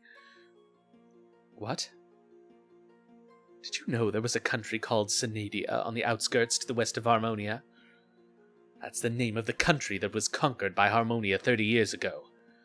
I was born in that country. By custom, only pure Harmonians can be first-class citizens. But those from countries who swear allegiance to Harmonia become second-class citizens. And then there's those who resist Harmonia's conquest. The people from those countries become third-class citizens when they're defeated. A child born in a country conquered by Harmonia is sent to a first-class family in Crystal Valley, in accordance with their assimilation policy. You should know about this. The Latchkey House should have also had a slave like that. Right? Third-class citizens from the savage tribes of the grasslands and similar, treated no better than animals. Not even seen as human. It was a daily humiliation. From the moment the sorrow of defeat is born, you taste it fully. I resented myself for not being Harmonian. Eventually, when I was 13, I returned to Senadia. Everyone I met there, my friends, everybody, become Harmonian sympathizers. Even though they looked like Senadians, they'd given their hearts away and become Harmonian slaves. They'd go on to teach other Senadians. In an ugly, ruthless way, it was perfect. They'd wag their tails for Harmonia, and they didn't even realize it. Because that's what they desired. But I was different.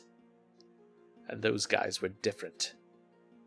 I went back to Harmonia to knock on the doors of the Howling Voice Guild. Even though I was too old, I was given a test to be given the chance to be accepted as a child of the guild. It was a grueling test of athletic ability, intelligence, fitness, everything, and I survived. The guild is the only place in Harmonia where your origin doesn't matter, where even third-class citizens can rise. And then I reached the final ordeal. A test of loyalty to the guild. The test is to kill your parents, the people who gave you your warm childhood memories. Do you think that's where my resentment comes from? Not at all. Nothing could be further from my mind. An ordeal like that was nothing. Could you do it? It was simple.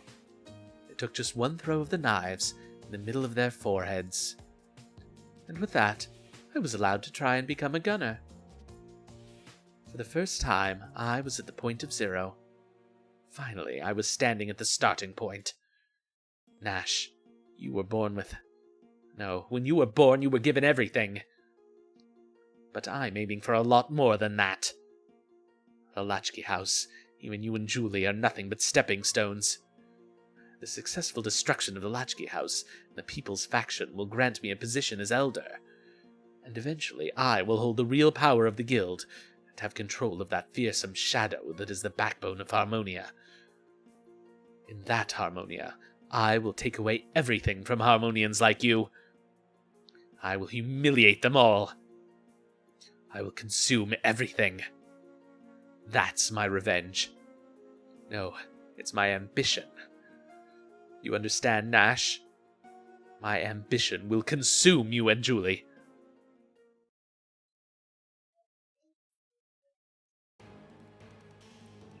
I'd listened to Zaj's confession in silence, my anger seething, not even caring about the cold rain that was pouring down. You did this to my family just for that? Just for that? I guess you would say that. What I desire you had bestowed on you from birth. You had the power from the moment you were born, without any struggle, effort, or need for it. You were born into privilege. You couldn't understand my suffering. In short, you and I are from different worlds. Zaj, we've talked too much. I have you to thank for this wound from that night. He lifts up his shirt. Nash, this is the last time. Right. No turning back. Once again, with this hand. Very well. So, try to steal it from me.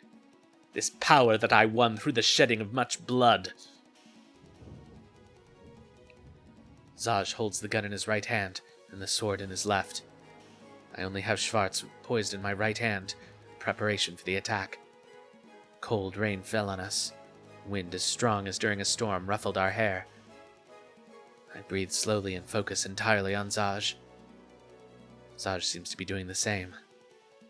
This game will be decided by just one moment. There's no time for regrets. Because this is a Howling Voice Guild duel.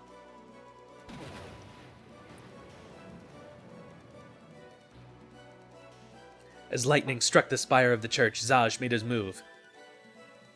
Die, Nash!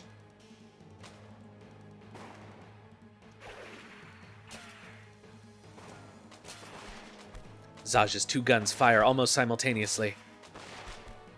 At the same moment, I jumped back and swung Schwartz to knock the bullets down. This exchange of attack and defense continued for a while. You just don't know when to give up. Neither do you. Well then, how about this? A heavier than expected blow at Schwartz from his sword made me lose my balance. A bullet was fired from the handle of the sword, but I repelled it in the nick of time. A smile spread on Zaj's lips. Got you. Whoa! The tip of his sword was pointed at me and Zaj fired. Shit, it was a trick!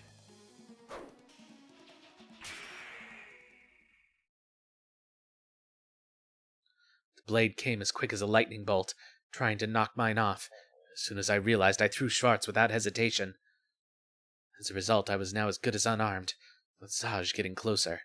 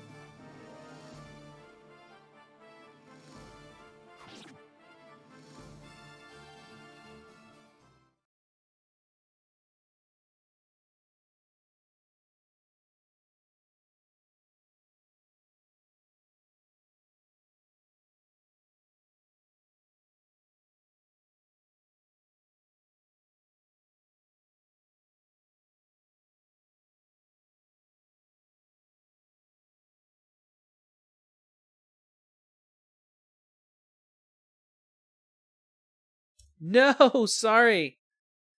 Zaj hadn't let down his guard until the very last minute.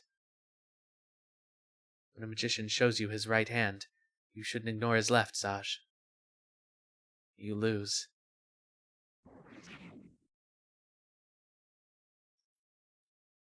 I pulled out the sword that had pierced Zaj. Zaj's body slowly lost its strength and fell towards me.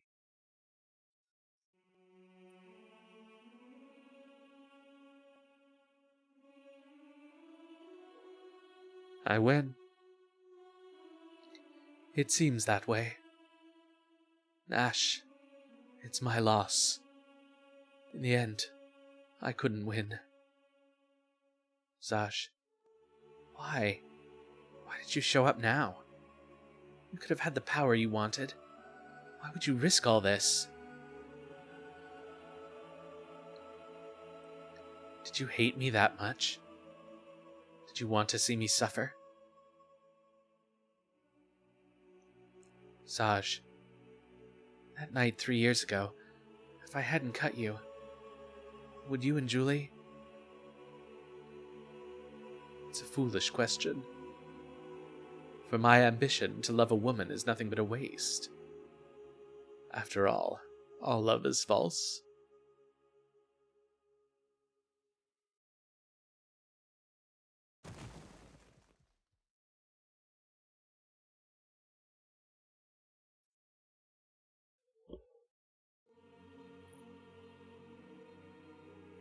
The next morning, when I reached the cemetery, the rain had completely stopped. As the sun rose, illuminating the gloomy graveyard, the sounds of birds filled the decayed garden of the church as they merrily pecked at nuts. Just like before, my life-or-death duel with Zaj, it all felt unreal. The abominable past and present. As yesterday's rain was soaked up by the ground, I thought about all the things that happened with Zaj. As I watched the rising sun, it suddenly struck me. The past hasn't changed. Has anything really changed with this fight? Even with Zaj gone, the Latchkey family won't be restored.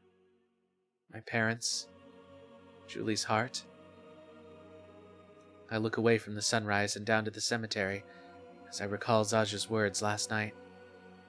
Power. In order to survive, power is certainly a necessity. But if all that remains is your own body, is there really any point? Even after much thought, I still didn't know. Zaj and I may have been from different worlds, but we're still human. A familiar voice from the entrance of the cemetery drew me out of my pensive state. Nash. You, huh? I've been causing trouble. Then, Zaj's. Both him and his ambitions have been put to rest. Julie's been moved to a safe place. Are you going to see her now? Yeah. Say, this cameo. Yes, Julie entrusted it to me. It seems Dominguez did his job well. Yeah, he always does his job flawlessly. I see. That's good. I gave this cameo to Julie when she was a child. It has a secret. There's room for a portrait inside. She always used to keep a portrait of the person that was most important to her inside it. Me. But now it's empty. There's no portrait of anyone.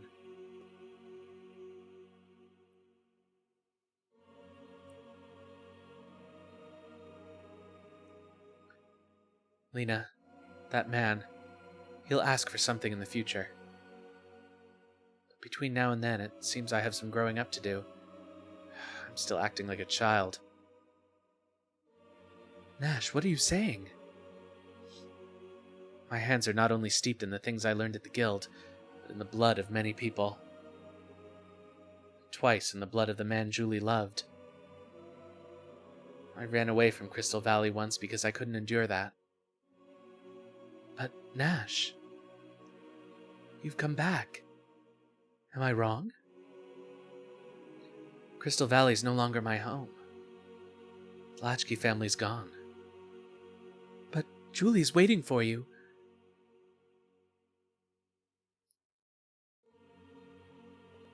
Nash, don't hesitate. Right now, I'm not eligible to meet her.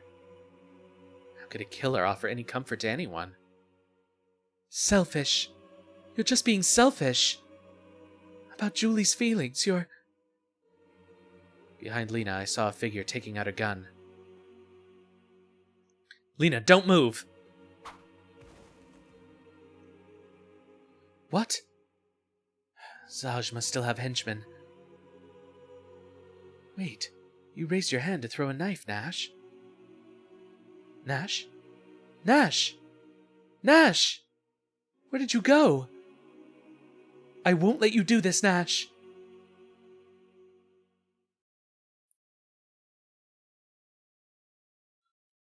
Take care of Julie. With those words, I entrusted her to Lena and left that place behind. Nash! Nash! Nash!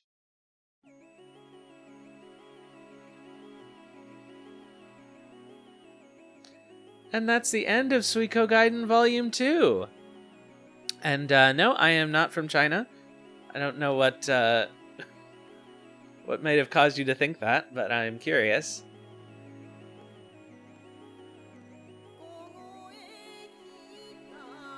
So we learned our lesson last time. We're gonna stick around in case there's a scene after the credits, because I think there probably will be. Thanks, Sunmaid. Well, that was fun. So this means that next Sunday we'll be able to start Suikoden 3. Which is very exciting. It is my favorite Suikoden.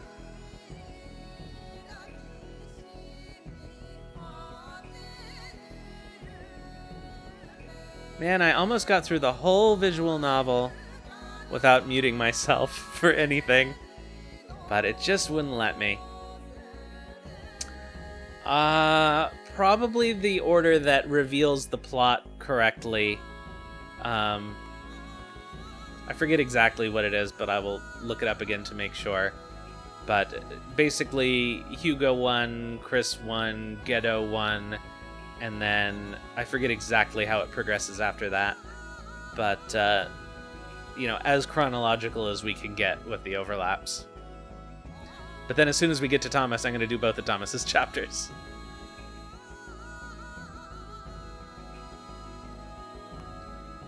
Because I like to recruit everyone with Thomas and spend as much time with Thomas as possible. So, yes, we did indeed end up ending a little earlier tonight than I expected. So, we'll have a whole hour for me to play the last episode of And a Scotch Egg, which is called House Arrest. It's a pandemic retrospective, and if I do say so myself, I think it turned out pretty funny. So, as soon as this is done, I will briefly stop the stream just to separate the VODs, and then we'll go right to that. But let's hang around for the rest of the credits and see if anything exciting happens at the end.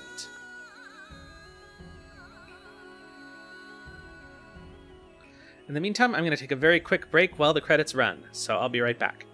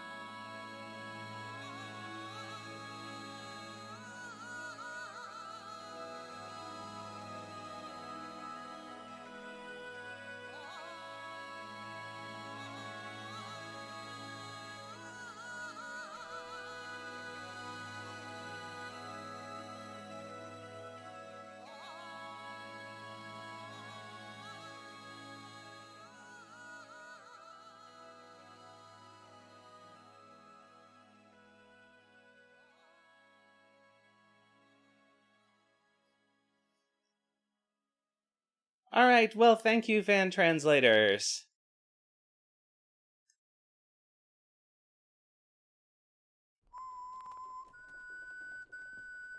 Hey, are you sure you just want to ride to the next village? I can take you all the way to your destination if you want. It's perfectly alright. We'll unload in the next village, so the horse won't be tired. The next village is fine. I'm not in any rush. Alright then. By the way, where are you from? I'm from the east. You running from some woman? That's the feeling you give off. Very perceptive of you. Yeah, it's something like that. Well, I'll give you some good advice, friend. You listening? When a woman's angry with you, don't argue with her. Just close your eyes, plug your ears, and wait for the storm to pass. Then you cool the remaining heat by coming home with flowers and treats. That's the trick. I see. I'll try that next time. Yeah, it'll be fine. Is it okay if I take a little nap? Sure, I'll let you know when we arrive. Thanks. I'm just a little tired for a number of reasons. In that case, get some rest. There's still a long way to go before the next village. You have plenty of time. Yeah. The end.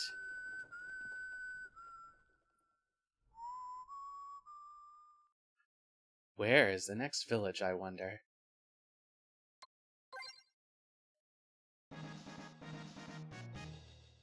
Hooray indeed!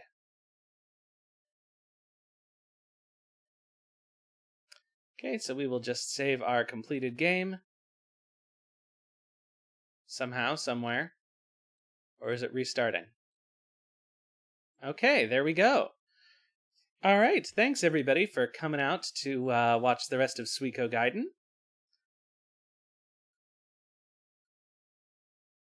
The volume was a bit soft on what one? Oh, the redeem. Okay, well, so thanks everybody. I'm going to cut the stream for like a minute, and then we'll be right back with the show. So thanks a lot. See ya shortly.